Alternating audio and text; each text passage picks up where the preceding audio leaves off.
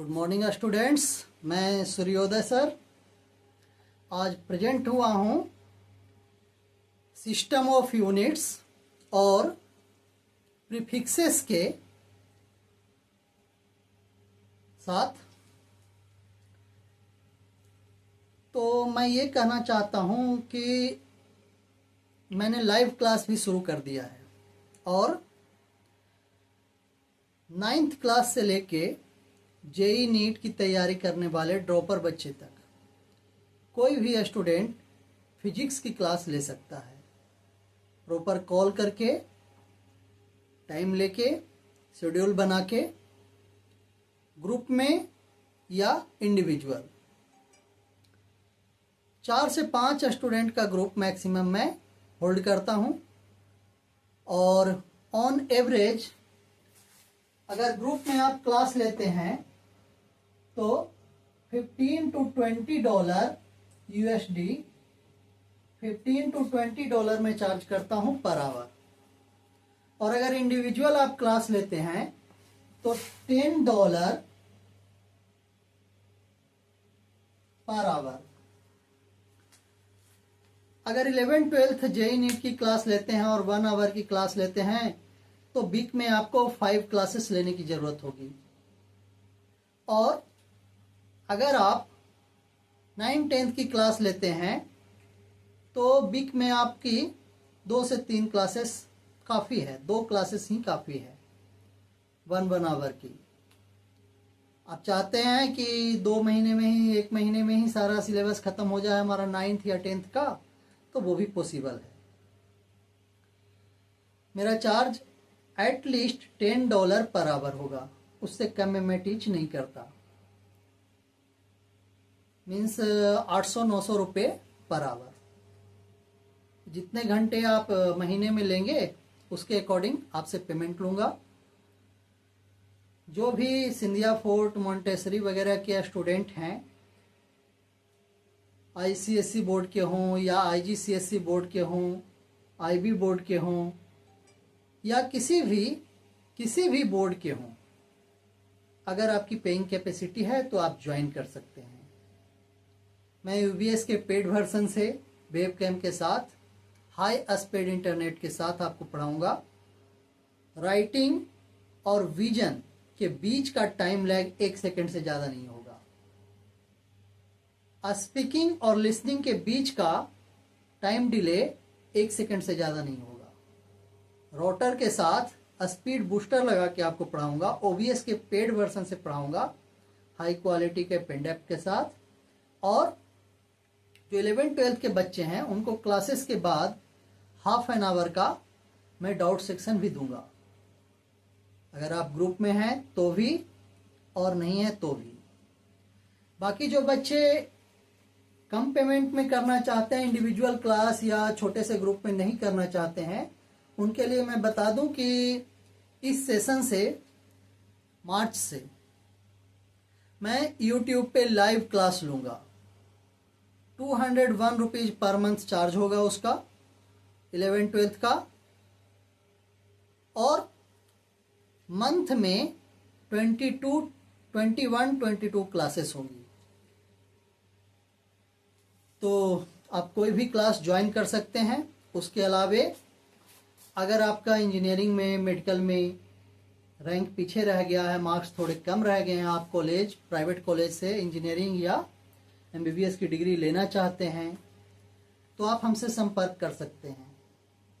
India के सारे colleges में मैं इंजीनियरिंग में लगभग एडमिशन करवा दूंगा आपका, अच्छा कॉलेज। और जो फी वहाँ डिमांड किया जाएगा उससे कम में करवा दूंगा।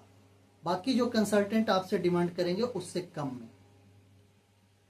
अगर आपको MBBS करना है तो उज्बेकिस्तान, तुर्किस्तान, तुर्कमेनिस्तान, चेक रिपब्लिक, नेपाल, इन सारे कंट्री से मैं आपको करवा सकता हूँ, एडमिशन करवाऊँगा। ठीक है, आपको वीज़ा दिलाने में हेल्प कर दूँगा। अगर आप स्टूडेंट क्रेडिट कार्ड लेना चाहते हैं तो उसमें हेल्प कर दूँगा। अगर आप लोन पास करवाना चाहते हैं तो मैं आपको प्रॉपर गाइडलाइन दे सकता हूँ। उसके लिए वो काम बैंक कर्मी का है, वो मैं नहीं कर सकता। तो आप करवा सकते हैं इन जगहों पे एडमिशन। 20-22 लाख से लेके 1 करोड़ 1.5 करोड़ तक आपका जैसा कॉलेज, जैसा जगह, जैसा खर्च, उसके अकॉर्डिंग आपको एमबीबीएस की डिग्री मिलेगी। मिनिमम 22 से 24 लाख। अगर इंडिया से करना चाहते हैं केरला साइड से तो 45 लाख तक में आपका एमबीबीएस हो जाएगा। उसके अलावे ANM, GNM, pharmacy, BSc IT, BSc nursing, इन सारे कोर्सेस में भी एडमिशन चाहते हैं प्राइवेट कॉलेज में तो आप हमसे संपर्क कर सकते हैं। मैं अपना नंबर आपको दे रहा हूँ 78588412। मेरा नाम सूर्य उदय।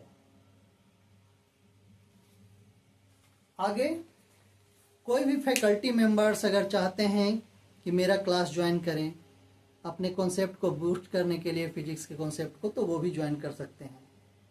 मैं फैकल्टी डेवलपमेंट प्रोग्राम तो नहीं चलाता, बट आपके लिए टाइम दे सकता हूँ।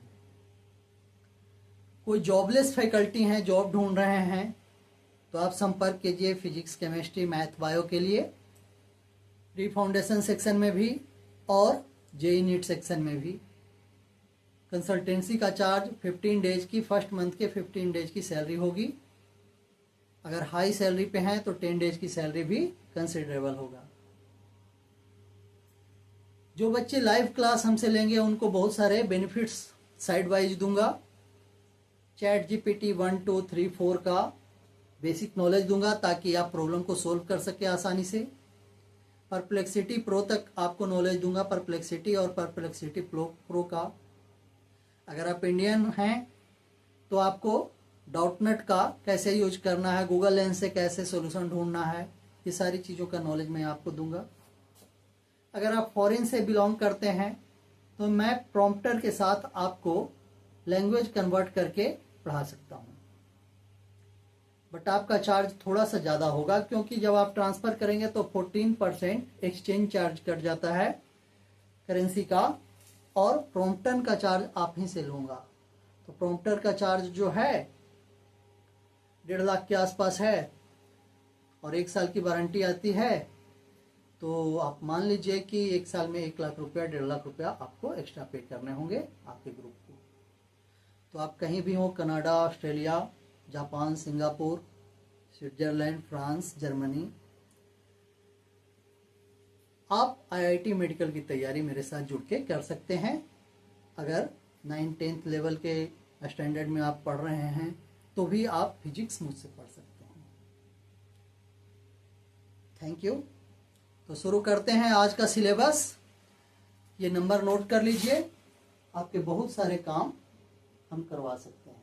वीज़ा दिलाने में आपकी हेल्प करूंगा, स्टूडेंट वीज़ा, पासपोर्ट बनवाने में मदद कर दूंगा, इंटरनेशनल फ्लाइट बुक करने में मदद कर दूंगा। ठीक है, अगर आप कहेंगे तो आपके खर्चे से चल के कॉलेज भी विजिट कर लूँगा, लेकिन ऐसा आप नहीं चाहेंगे क्योंकि फॉरेन का खर्च काफ़ी ज़्यादा आता है विजिट का। चलिए आगे चलते हैं।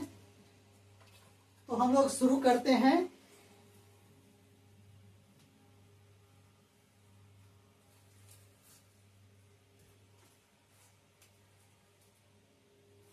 System of units. System of units पूरी दुनिया में अलग अलग चीजों का मेजरमेंट अलग अलग तरीके से किया जाता था, अलग अलग स्टैंडर्ड लोग मान के रखते थे। जैसे दूध को मेजर करना है तो कोई छोटा सा डब्बा काट के रखे हुए है कि ये 1 लीटर है, कोई उससे छोटा कि ये आधा लीटर है। ऐसे ऐसे दुनिया के अलग अलग क्षेत्र में, अलग अलग रीजन में बहुत सारे स्टेट्स थे और सारे स्टेट्स अपने अपने मेजरमेंट का तरीका अलग अलग रखे हुए थे। लेंथ को मेजर करने के लिए कोई यार्ड यूज कर रहा है, कोई सिक्कड़ यूज कर रहा है, कोई चेन यूज कर रहा है, कोई टेप यूज कर रहा है, कोई रॉड से मेजर कर रहा है, कोई इंसान कदम से चल के मेजर कर रहा है, कोई जानवर को दौड़ा के मेजर कर रहा है। तो ऐसे ऐसे मेजरमेंट कि अलग अलग रीजन में अलग अलग तरीके होते थे। लेकिन उन मेजरमेंट का जो सिस्टम था, उनमें से कुछ सिस्टम जो थे वो ग्लोबल हुए। जो भी कंट्री अपना रूल वर्ल्ड के एक बड़े भाग में किए, जैसे ब्रिटेन, उनका साम्राज्य कभी धरती से खत्म ही नहीं होता था, कभी सूरज डूबता ही नहीं था। फ्रांस, बहुत सारे उपनिवेश उसने बनाए दुनिया में। तो इन सब का अपना सिस्टम था मेजरमेंट का, और वो जहां जहां गए उस सिस्टम को वो ग्लोबलाइज किए। तो जो ग्लोबल सिस्टम हुए, उन सिस्टम में से कुछ सिस्टम्स को हमारे सिलेबस में डाला गया है। तो ऐसे 3 सिस्टम थे जो पुराने थे और आज भी यूज किए जाते हैं दुनिया के एक बड़े से भाग में, इसलिए उनका स्टडी कंपलसरी है। बाद में 1971 में जब दुनिया के सभी जगहों से मेजरमेंट ले लेकर के साइंटिस्ट एक जगह जेनेवा में इकट्ठा होने लगे, तो वहां एक संस्था बनाई गई। वो संस्था क्या कही कि पूरी दुनिया एक ही स्टैंडर्ड को मेजरमेंट के लिए यूज करे। लेंथ को मेजर करने के लिए सब लोग एक टाइप का, मास को मेजर करने के लिए सब लोग एक टाइप का, टाइम को मेजर करने के लिए सब लोग एक टाइप का। तो एक संस्था बन गई CGPM। CGPM, उसका पूरा नाम था जनरल कॉन्फ्रेंस डेस्पाइट्स इटी मेजर, CGPM। इंग्लिश में बोले तो general conference on weight and measure. ये संस्था 1971 में बनी और 1971 में ही एक स्टैंडर्ड इंटरनेशनल सिस्टम प्रोवाइड की दुनिया को, कि अब दुनिया के बाकी सारे लोग इसी सिस्टम को फॉलो करें। पर जो आदत, ट्रेडिशन बनी हुई थी, परंपरा बनी हुई थी, लोग आज तक अपने पुराने सिस्टम को यूज करते हैं। और एक बड़े से भूभाग में, जैसे ब्रिटेन का सिस्टम, फ्रांस का सिस्टम, आज भी बहुत सारे जगहों पे यूज होता है। तो 1971 के बाद CGPM ने स्टैंडर्ड इंटरनेशनल सिस्टम दे दिया यूनिट का। क्लियर? तो हम इन चारों सिस्टम ऑफ यूनिट्स को बारी बारी से पढ़ेंगे। सबसे पहला सिस्टम ऑफ यूनिट है CGS सिस्टम।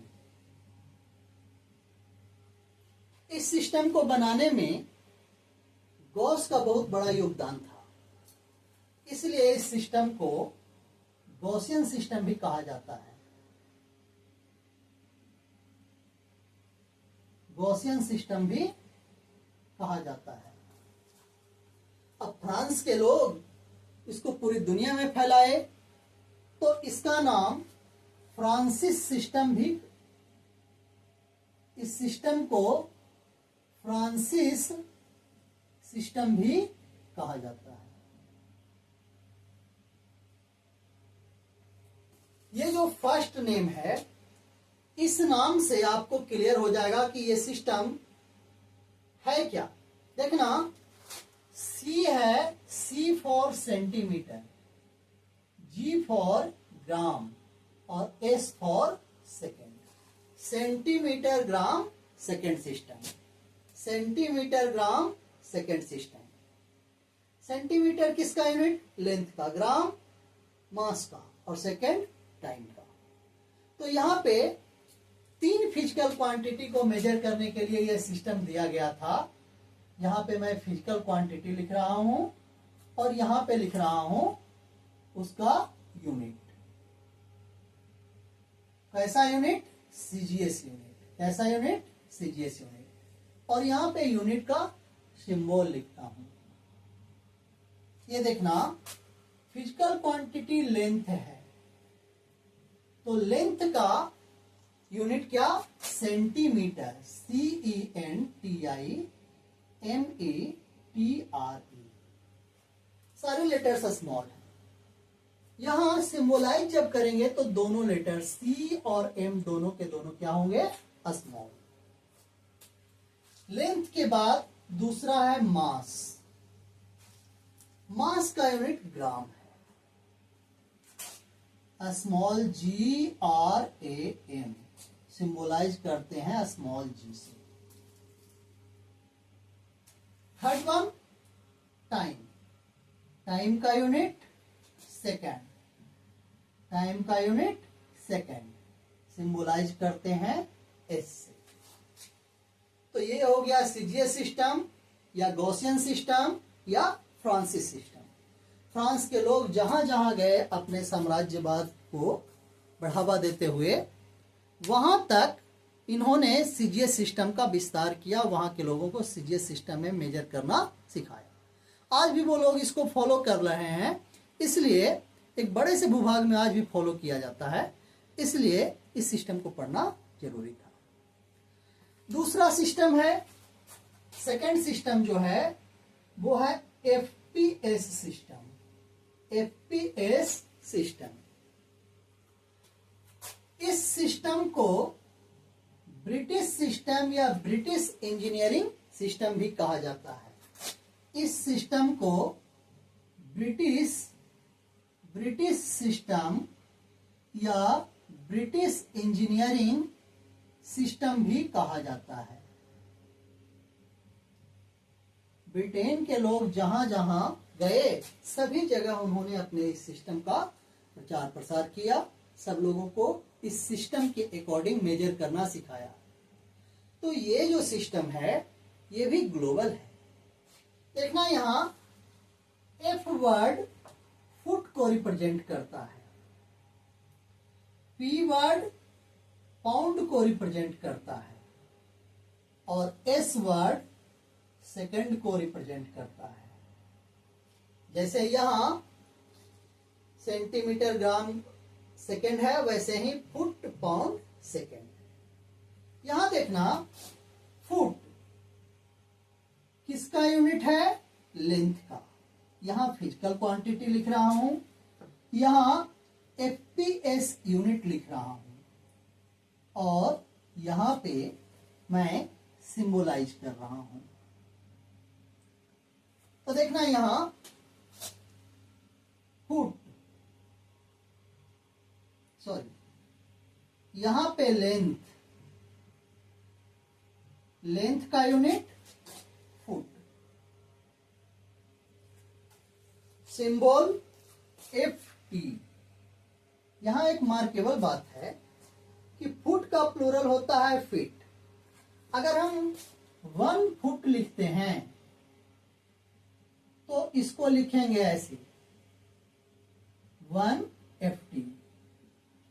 अगर मैं 0.5 लिखता हूं और यहां फुट लिखना है तो फुट नहीं लिख के बल्कि क्या लिखूंगा? फीट। सिंबल क्या दूंगा यहां पे? फीट का भी सिंबल FT होता है। तो हम लिखेंगे दोनों जगह FT, लेकिन 1 को छोड़ के अगर कोई भी न्यूमेरिकल वैल्यू यहां पे है तो इस सिंबल को हम पढ़ेंगे फीट। दोनों फुट और फीट का सिंबल FT ही है, लेकिन न्यूमेरिकल वैल्यू को देख के हम फुट और फीट पढ़ेंगे। 1 के अलावा कुछ भी हो यहाँ 2, 3, 4, 0.5, 0.75 कुछ भी हो यहाँ, हम इसे फीट पढ़ेंगे। आगे चलता हूं। मास, मास का यूनिट है पाउंड, POUND, पाउंड। मास का यूनिट पाउंड। पाउंड, यहां देखना पाउंड को सिंबलाइज किया जाता है LB से, small l small b। Pound और ग्राम में क्या रिलेशन है वो सुनना। 1 पाउंड इज इक्वल टू 453.2 ग्राम। 453.2 ग्राम। एक एवरेज जो इंसान होता है उसके दिमाग का जो भार होता है, वजन होता है, वो 3 पाउंड होता है, यानी 453 जा। तो यहां देखना मास का unit FPS unit pound, symbol LB। 1 pound is equal to 453.2 gram. आगे चलता हूं। टाइम, टाइम का यूनिट यहां भी सेकंड ही है, टाइम का यूनिट यहां भी सेकंड ही है, सिंबल होगा एस। अब थर्ड सिस्टम की तरफ चलता हूं। थर्ड सिस्टम जो है वो है MKS system. MKS system, MKS system को मेट्रिक सिस्टम भी कहा जाता है। एमकेएस सिस्टम को मेट्रिक सिस्टम भी कहा जाता है और इसको डेसिमल सिस्टम भी कहा जाता है। एमकेएस सिस्टम को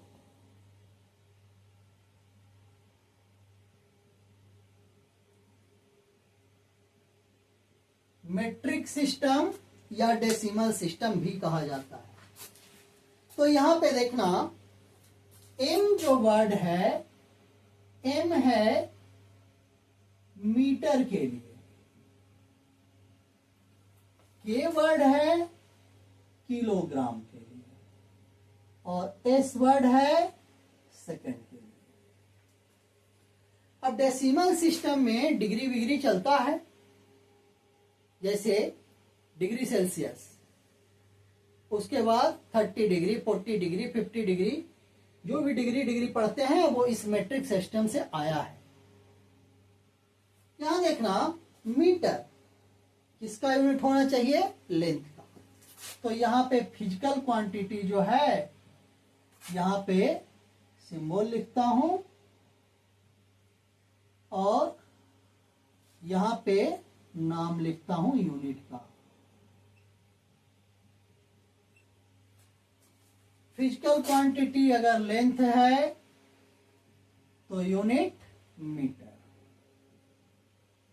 सिंबल छोटी मां। मास है तो इसका यूनिट किलोग्राम, यूनिट का सिंबल छोटी के छोटी जी। टाइम है उसका यूनिट सेकंड, टाइम का यूनिट सेकंड, और यहां पे सिंबल एस। अब लेंथ के डिफरेंट यूनिट का कन्वर्सन पढ़ लेते हैं हम, एक सिस्टम से दूसरे में, दूसरे से तीसरे में। कुछ ऐसे लेंथ के यूनिट्स हैं जो इन सिस्टम से बाहर के हैं, उनका भी फ्रीक्वेंटली यूज हो रहा है।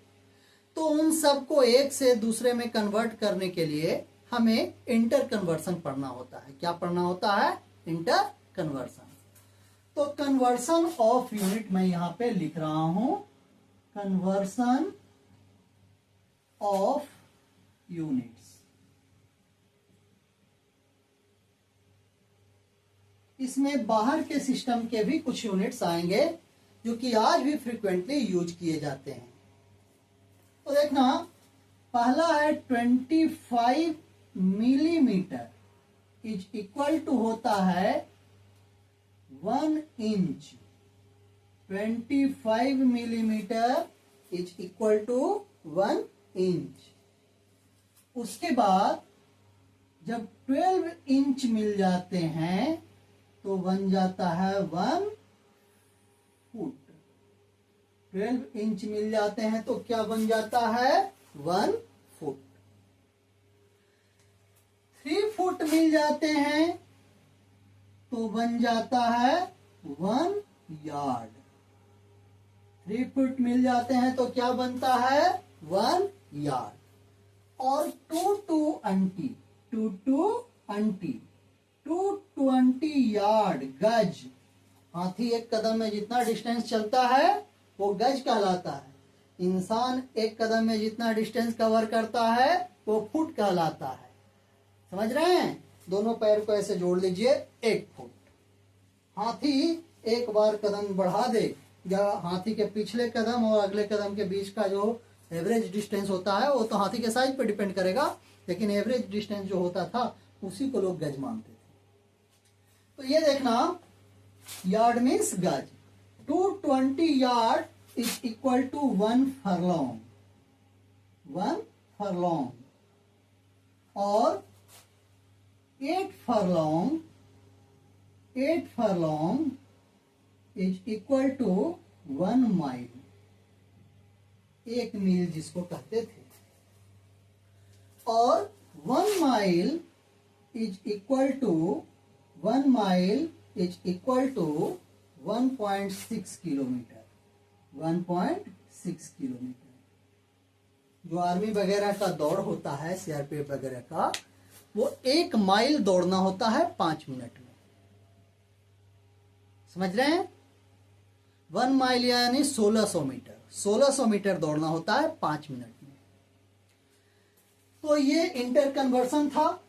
ये सारे के सारे सिस्टम ऑफ यूनिट्स आज भी यूज में हैं, लेकिन सीजीपीएम ने क्या कहा कि 1971 में उसने एक नया इंटरनेशनल सिस्टम दे दिया कि यही स्टैंडर्ड इंटरनेशनली फॉलो किया जाएगा, ग्लोबली फॉलो किया जाएगा।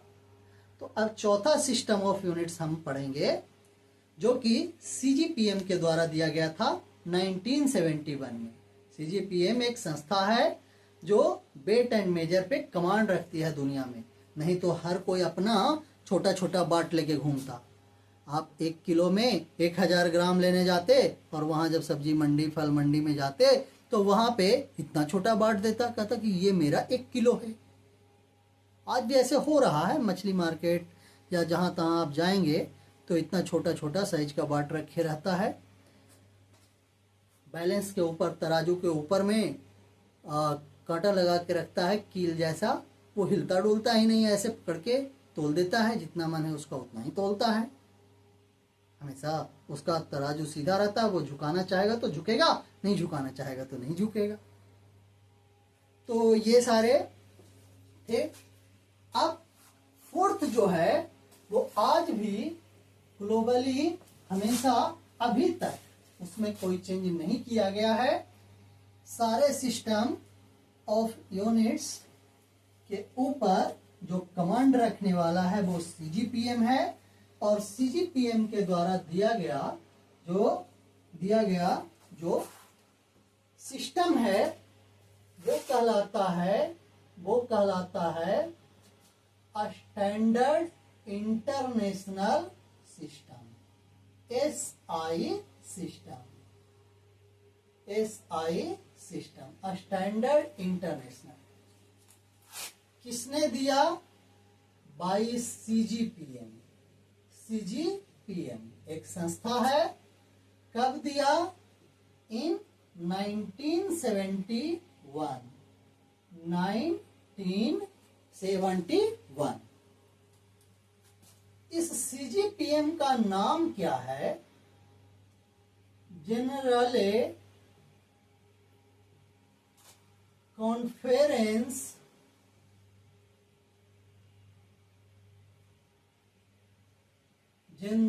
कॉन्फ्रेंसे despoids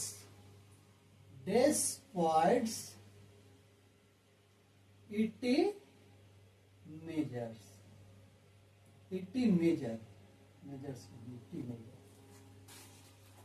ये इसका नाम है। अब इसको इंग्लिश में क्या कहा गया? सीजीपीएम को general conference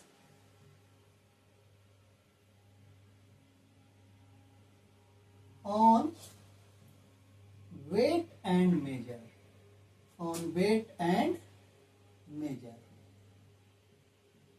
general conference on weight and measure. यही संस्था है जो 1 किलो का बाट बना के देता है दुनिया को स्टैंडर्डाइज करने के लिए। 1 मीटर का लेंथ बना के देता है लेंथ के यूनिट को स्टैंडर्डाइज करने के लिए। यानी हर मेजरमेंट पे ये कंट्रोल रखता है दुनिया में। अब इसने जो सिस्टम बना के दिया उसके बारे में आप पहले ही पढ़ चुके हैं, एसआई सिस्टम। उसमें 7 फंडामेंटल फिजिकल क्वांटिटी थे और 2 सप्लीमेंट्री फंडामेंटल फिजिकल क्वांटिटी थे। तो अब बार बार उस चीज को पढ़ाना नहीं है। जो फर्स्ट लेक्चर मैंने पढ़ाया था उसी में उस चीज को मैंने डील कर दिया था, सॉरी सेकेंड लेक्चर में।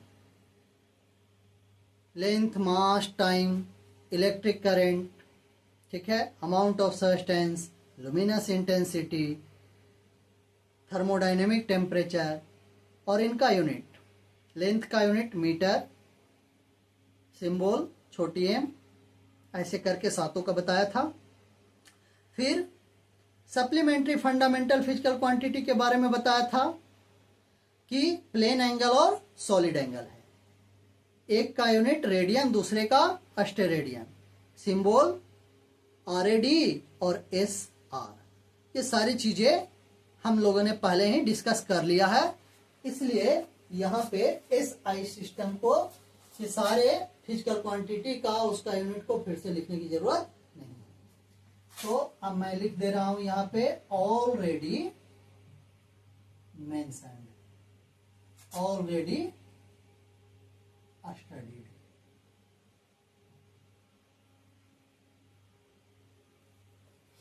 हम लोग पहले ही ये सब पढ़ चुके हैं।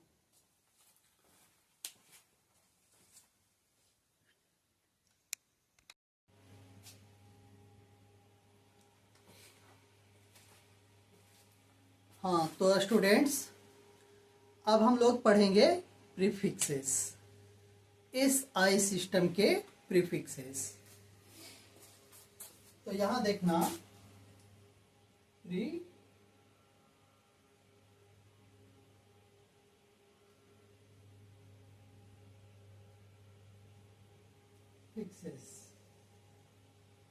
कौन से सिस्टम के लिए? SI सिस्टम के लिए। अब सुनना मेरी बात, प्रीफिक्स का मतलब क्या होता है?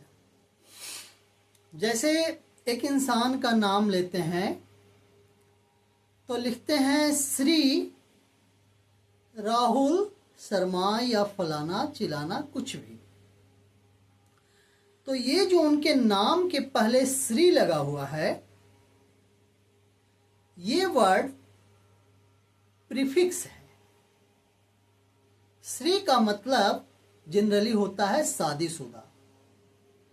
श्रीमती अगर लगा हुआ है तो वो महिला को शादीशुदा रिप्रेजेंट करता है। अगर सुश्री लगा हुआ है नाम के पहले, इसका मतलब है कि उन्होंने शादी नहीं की है। अब श्री श्री 108 श्री लगा हुआ है, इसका मतलब क्या हुआ? जैसे सुनते होंगे आसाराम बापू जी श्री श्री 108 श्री, इसका मतलब क्या होता है समझ रहे हैं? कि उन्होंने 108 पूरे कर लिए हैं। श्री श्री 1008 श्री बाबा राम रहीम, समझ रहे हो? 1008 श्री। इन बाबाओं के कांड तो पूछो ही मत, समझ रहे हो? आगे चलते हैं। अभी एक आपको योगा सिखाने वाले काना बाबा हैं, कामदेव बाबा, ठीक है। अभी तो बीजेपी के राज में खूब कंबल ओढ़ के घी पी रहे हैं, ऐसे शो करते हैं, शो ऑफ, जैसे लगता है कि भगवान के अवतार लिए हैं। एक चोला पहन लेगा, एक ठग साला इतना बड़ा है। कभी गलती से पतंजलि का मैगी खरीद लो, रैपर के ऊपर से ही लगता है कि अंदर का मटेरियल सड़ा हुआ है। रैपर बंद है फिर भी गंध आता है। और बताओ, दुनिया के सबसे टॉप मैगी ब्रांड नेस्ले के पैकेट में लेड डाल के नेस्ले को बंद कराने के लिए आंदोलन करवा दिया देश में। बरसों तक नेस्ले बंद रही, 1.5 वर्ष के बाद फिर से कोर्ट से उसको रीसेलिंग का मान्यता मिला। कितने प्रोडक्ट उसके बर्बाद हो गए नेस्ले के। और ये काना बाबा आटा नूडल, जानते हो कांग्रेस की सरकार केंद्र में जब बनेगी तब ये काना बाबा का पता चलेगा कि ये बाबा तो श्री श्री 1 करोड़ 8 श्री था। समझ रहे हो? ऐसे भी शिल्पा शेट्टी वगैरह के साथ बहुत वीडियो इसका वायरल है। तो मैं ये कह रहा था कि नाम के पहले जो वर्ड लगा होता है वो कहलाता है प्रीफिक्स। अब फिजिक्स की तरफ चलते हैं, उससे और भी एग्जाम्पल ले लो। जैसे लड़कों के नाम के आगे श्री श्री 2 बार लगा हुआ है तो उन्होंने 2 शादी की है। अगर लड़कियों की बात करें तो श्रीमती श्रीमती आपको दिखने के लिए मिलेगा ही नहीं, और लास्ट में कुमारी लगा लेती है। और तेरी 3 बच्चे हैं, नाम है कुमारी। अगर आज के डेट में आप देखोगे तो सच ये है कि लड़के, अगर एक गर्लफ्रेंड एक पत्नी है उसके पास, तो लड़की के पास 10 बॉयफ्रेंड 1-2 हस्बैंड हैं। अब उनके नाम के आगे श्री श्री 10 बार होने चाहिए, 11 बार होने चाहिए, बट ऐसा होता नहीं है। हमारे भोजपुरी के सुपरस्टार खेसारी लाल यादव फिल्म ही बना दिए हैं कि भैया फौज में और भौजी मौज में। यकीन करो भाइयों, आजकल जो फौज वगैरह में हैं, सालों साल बाद आते हैं घर, पता नहीं वो कहाँ हैं, यहाँ उनके घर में बच्चे खेल रहे हैं। ओ तेरी, तो ऐसा सिस्टम बन चुका है इंडिया में। तो किसी के नाम के आगे एक श्री लगाना बड़ा मुश्किल है, हालांकि लोग लगाते एक ही हैं। और फिजिक्स में तो एक ही श्री लगना ही चाहिए। किसी भी यूनिट में एक से ज्यादा प्रीफिक्स नहीं लगता है, एक ही प्रीफिक्स लगता है। एक से ज्यादा प्रीफिक्स को अवॉइड किया जाता है। अब चलते हैं आगे, प्रीफिक्स लगाने की जरूरत क्यों पड़ी। तो यहां देखना, हमारा जो फिजिक्स के फिजिकल क्वांटिटीज हैं वो बहुत वाइड रेंज में है। छोटे से छोटे क्वांटिटी हैं और बड़े से बड़े क्वांटिटी हैं। जैसे एग्जाम्पल मैं आपको देता हूं, mass of electron. Mass of electron देखते हैं तो ये होता है 9.1 इंटू 10 का पावर -31 kg। 10.1 इंटू 10 का पावर -31 kg, ये मास है इलेक्ट्रॉन का। आगे चलते हैं, अगर हम न्यूक्लियस में 2 प्रोटॉन्स के बीच का डिस्टेंस अगर देखें तो distance between 2 protons inside nucleus ये होता है 10 का पावर -15 मीटर। 10 का पावर -15 मीटर। सबसे पहले न्यूक्लियस के रेडियस का एग्जैक्ट कैलकुलेशन किया था फर्मी ने, तो उसके सम्मान में 10 टू द पावर -15 मीटर को 1 फर्मी भी कहा जाता है। 1 फर्मी भी कहा जाता है। ये बहुत छोटी क्वांटिटी है, 10 का पावर -15, यानी 1/10 का पावर 15, यानी 1/1 पे 15 जीरोज। यहां 10 का पावर -31, इसका मतलब है 9.1 डिवाइडेड बाई 10 का पावर 31। ये बहुत ही छोटी क्वांटिटी है फिजिक्स में यूज होने वाला। अब चलते हैं लार्ज क्वांटिटी की तरफ। जैसे मास ऑफ अर्थ हम लें, मास ऑफ अर्थ, तो मास ऑफ अर्थ कितनी, कैपिटल ई देता हूं, यहां छोटी ई है इलेक्ट्रॉन का मास और कैपिटल ई है अर्थ की मास। तो मास ऑफ अर्थ 6 इंटू 10 का पावर 2/4 kg। 6 इंटू 10 का पावर 2/4 kg। आगे देखना, ये है मास ऑफ इलेक्ट्रॉन। अब हमारा जो यूनिवर्स है वो मास और एनर्जी से मिलकर बना हुआ है। कहते हैं कि डार्क मैटर जो है बहुत ज्यादा है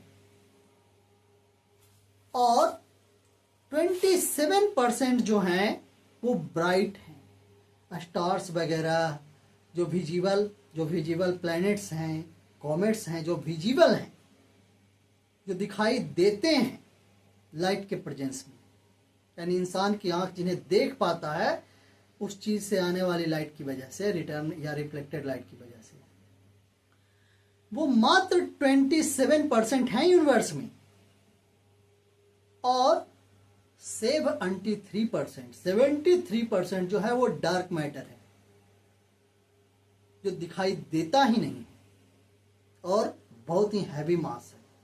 जैसे एग्जाम्पल के तौर पे ब्लैक होल, अपने मिल्की वे गैलेक्सी के सेंटर में भी ब्लैक होल है, और ये जो ब्लैक होल है इसका मास बाकी बिखरे हुए जितने सारे स्टार्स, प्लैनेट, कॉमेट्स, सैटेलाइट हैं, सबके मास से के कंपेरेबल है, सबके मास के कंपेरेबल है। और सोच लो कि ये जो डार्क चीज जो दिखाई नहीं दे रहा उसका मास कितना ज्यादा है।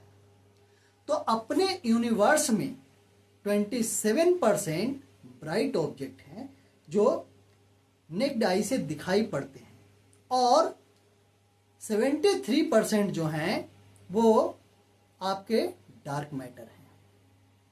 तो यहां देखना 73% डार्क मैटर है। अगर दोनों का एनर्जी भी मास का फॉर्म है, E = mc² के अकॉर्डिंग, अगर m मास कन्वर्ट होता है एनर्जी में तो बने हुए एनर्जी का अमाउंट होता है m × c², जहां c speed of light in vacuum है। यानी मास एनर्जी का कंडेंस्ड फॉर्म है और एनर्जी जो है वो मास का एक्सपैंडेड फॉर्म है। तो दोनों को, एनर्जी को और मास को कलेक्ट करके हमने यूनिवर्स का मास लिखा है। तो यूनिवर्स का मास, विजिबल यूनिवर्स, मल्टीवर्स की बात नहीं कर रहा हूं, साइंटिस्ट मल्टीवर्स पे भी चलते हैं कि जैसा यूनिवर्स ये है ऐसा और भी यूनिवर्स पॉसिबल है, तो वो मल्टीवर्स की बात करते हैं। मैं विजिबल यूनिवर्स की बात कर रहा हूं। तो विजिबल यूनिवर्स का जो अप्रॉक्स मास कैलकुलेट किया गया है, मास ऑफ विजिबल यूनिवर्स वो है 2.2 × 10⁻41 kg। ये कितनी बड़ी क्वांटिटी है और ये कितनी छोटी क्वांटिटी है। हम इसे 10⁻31 10⁻41 के ऑर्डर का लिखते हैं। अब ये जो 10 का पावर समथिंग समथिंग है, इस 10 के पावर समथिंग को हटाने के लिए CGPM ने नाम के आगे, यूनिट के नाम के आगे प्रीफिक्स लगाने का सिस्टम बनाया। जैसे यहां फर्मी है या मीटर है तो 10 के पावर -15 की जगह कुछ लिख दो, यहां 10 के पावर समथिंग है उसकी जगह कुछ लिख दो। तो जो चीज लिखा जाएगा इस चीज को रिप्लेस करके, इस चीज को रिप्लेस करके, इस चीज को रिप्लेस करके, इस चीज को रिप्लेस करके, वही कहलाएगा प्रीफिक्स। तो प्रीफिक्स क्या करेगा, प्रीफिक्स का वर्क क्या होगा? प्रीफिक्स का वर्क होगा टू रिप्लेस एक्सपोनेंट ऑफ 10। 10 के पावर समथिंग समथिंग जो होगा उसको प्रीफिक्स क्या कर देगा, रिप्लेस करेगा। अब रिप्लेस करेगा तो कैसे करेगा वो सुनना। 10 के पावर अगर 1 होगा तो उसको हटाने के लिए कौन सा प्रीफिक्स लिखेंगे। 10 के पावर 2 होगा तो उसको हटाने के लिए क्या लिखेंगे। 10 के पावर 3 होगा तो उसको हटाने के लिए कौन सा प्रीफिक्स लिखेंगे। ठीक है, पॉजिटिव पावर भी पॉसिबल है और नेगेटिव पावर भी पॉसिबल है। तो हम लोग पहले 10 के पॉजिटिव पावर वाला पढ़ेंगे, फिर 10 के नेगेटिव पावर वाला पढ़ेंगे। तो देखना यहां पे मैं लिखता हूं power of 10, power of 10, clear.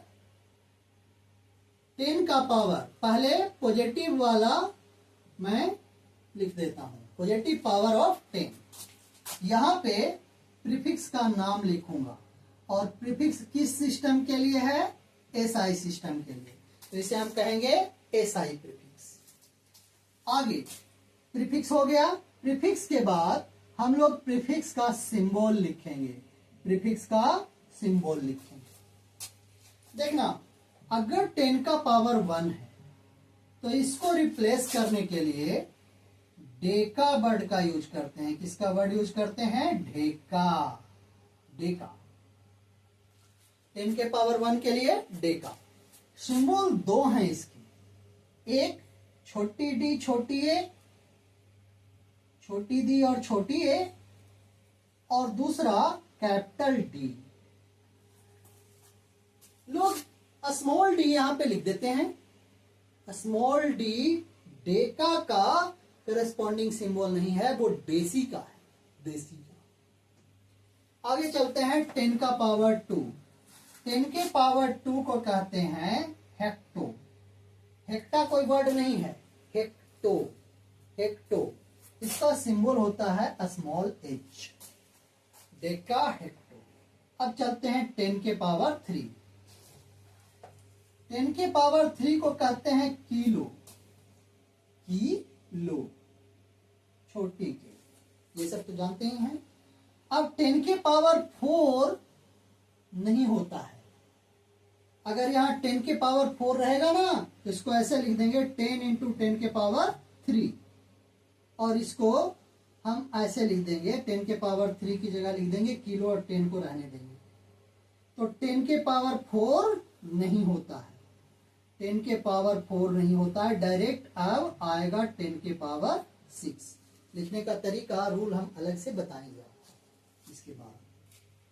10 के पावर 6 जो है उसको कहते हैं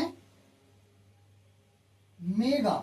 मेघा, मेगा, ठीक है। इसका सिंबल होता है कैपिटल एम। मेगा का सिंबल कैपिटल एम। 10 के पावर 9। 10 के पावर 9, उसके बाद 10 के पावर 9, इसका सिंबल होता है गीगा। कुछ लोग जीगा भी पढ़ते हैं, गीगा, जीगा भी पढ़ सकते हो। इसका सिंबल 10 के पावर 9 को क्या कहते हैं? गीगा, और सिंबलाइज करते हैं कैपिटल जी से। गीगा के बाद 10 के पावर 12। अब 3 3 से बढ़ रहा है। 3 के बाद 6, 6 के बाद 9, 9 के बाद 12। ये है 13। 10 के पावर 12 किसका है? 13। टेरा, टेरा, क्या? टेरा। Symbol capital T. उसके बाद 10 के पावर 15। 10 के पावर 15 है पेठा। पेटा, पेटा, क्या? PETA, capital P. उसके बाद है 10 के पावर 18। 10 के पावर 18 तेरा पेटा एक्सा, ई एक्स ए, सिंबल कैपिटल ई। अब यहां लिख रहा हूं आगे, क्लियर? तेरा पेटा एक्सा।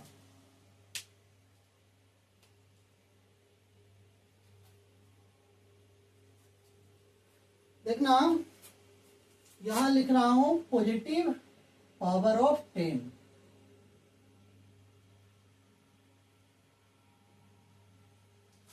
यहां पे लिख रहा हूं प्रीफिक्स, और यहां पे लिख रहा हूं सिंबल।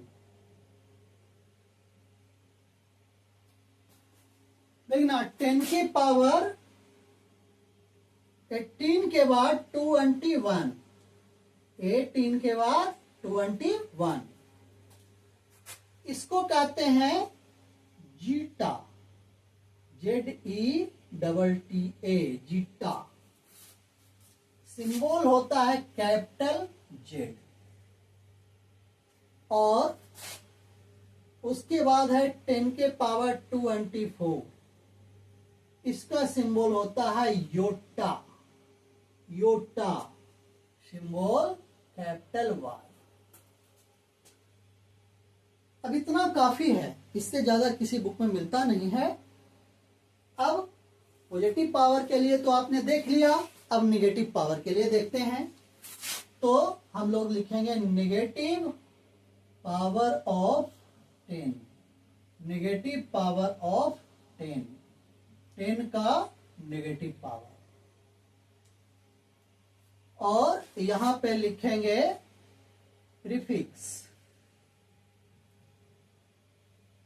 और यहां पे लिखेंगे सिंबल, प्रीफिक्स और सिंबल।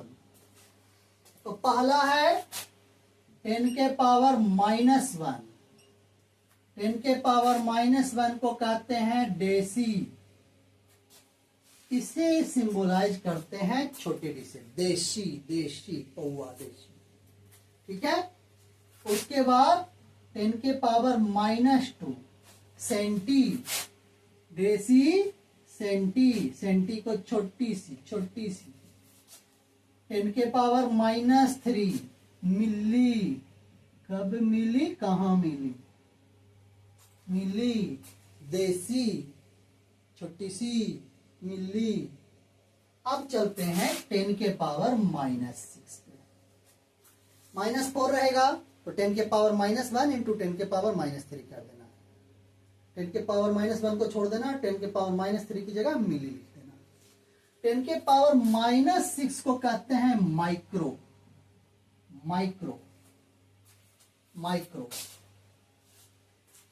इसका सिंबल होता है बिल्ली की आवाज, म्यू, एम भी और यू भी, म्यू, म्यू, म्यू। और इसको ऐसे भी लिखते हैं एम यू, म्यू। दोनों सिंबल है इसका। बुक में जनरली ये दे दिया जाता है, लेकिन वो भी सिंबल है म्यू, बिल्ली की आवाज, म्यू, म्यू, म्यू। उसके बाद 10 के पावर -9, ये है NaNO, नैनो में नैनी, थैया। अब देखना N जो है ये नैनो पढ़ा जाता है, नैनो नहीं पढ़ा जाता है। सारे इंडिया वाले नैनो नैनो करते हैं। ठीक है। टाटा ने तो गाड़ी ये निकाल दिया था नैनो, ये नैनो है। और इसको सिंबल होता है N, नैनो, छोटी नैनो। उसके बाद 10 का पावर -12, ये होता है पीको, पीको, पिको, पी क्या, कोका कोला। इसको छोटी पी, पिको का छोटी पी। उसके बाद है 10 का पावर -15, ये होता है फेमटो, फेमटो, ये छोटी है। 10 का पावर -18, ये होता है एटो, ऑटो, ऑटो, ऑटो नहीं, एटो, एटो, क्या, एटो, छोटी ए। उसके बाद है 10 का पावर -21, -21। उसके बाद देखना 10 का पावर -21, यहां था जिट्टा, यहां होगा जेप्टो, क्या होगा, जेप्टो, यहां होगा जेप्टो। यहां बड़ी जेड थी, यहां पे होगी छोटी वाली। मैं ऐसे 3 लगा के ऐसे लिखता हूं, बिहार में सब ऐसे ही लिखते हैं, बिहार में सब ऐसा ही लिखता है, छोटी जेड। तो मैं भी ऐसे 3 लिख के ऐसे घुमा देता हूं, छोटी वाली है। उसके बाद देखना 10 का पावर -24, ठीक है। यहां था योटा, यहां होगा यप्टा, क्या होगा, योक्टो, सॉरी यप्टा नहीं, योक्टो, YOCTO, योक्टो। यहां था येटा, योटा, और यहां होगा योक्टो। यहां बड़ी वाई, बड़ी वाई, और यहां छोटी वाई। क्लियर। तो इतने सारे प्रीफिक्सेस हैं और सबके नाम, सबके नाम, सबके नाम आपको याद करना है, याद रखना है। क्लियर। तो ये था प्रीफिक्स। कल हम लोग पढ़ेंगे यूनिट को लिखा कैसे जाता है, यूनिट के साथ प्रीफिक्स कैसे लिखा जाता है।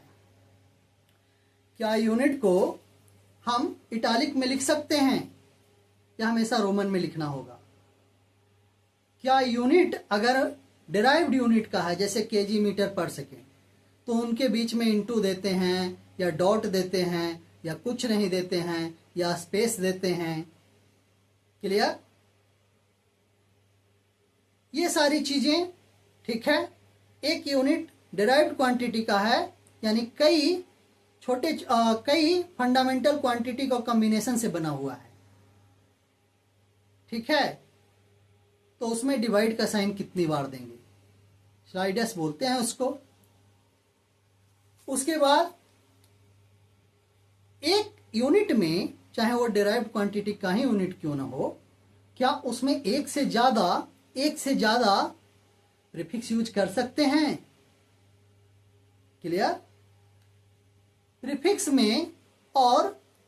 में और मीटर में क्या फर्क होगा, जब mm लिखेंगे तो कैसे लिखेंगे, ये सारी बातें अगले क्लास में हम पढ़ेंगे। क्लियर? उसके बाद एक स्टैंडर्ड यूनिट का क्या क्या कैरेक्टरिस्टिक है, ये सारी चीजें हम लोग अगली क्लास में पढ़ेंगे। हाँ, एक बात मैं बताना चाह रहा हूं कि अगर आप हमारे कोर्स के साथ चलना चाहते हैं, हमारे कोर्स को पढ़ते जाना चाहते हैं, हमारे असाइनमेंट से पढ़ना चाहते हैं, हमारे स्टडी मटेरियल से पढ़ना चाहते हैं, तो आप हमसे कॉल करके दिए गए, इस वीडियो के स्टार्टिंग में दिए गए नंबर पे कॉल करके आप बाई कर सकते हैं। साथ ही साथ अगर एलेन, आकाश, बहुत सारे ब्रांड्स के ब्रांडेड मटेरियल आपको चाहिए तो वो भी हमसे बाय आप कर सकते हैं। वैसे मेरा भी जो अपना बनाया हुआ मटेरियल है मेरी कोचिंग के लिए, वो ब्रांडेड इंस्टीट्यूट का, के कई ब्रांडेड इंस्टीट्यूट का कॉपी पेस्ट है। तो आज की वीडियो यहीं तक। Good bye, thank you.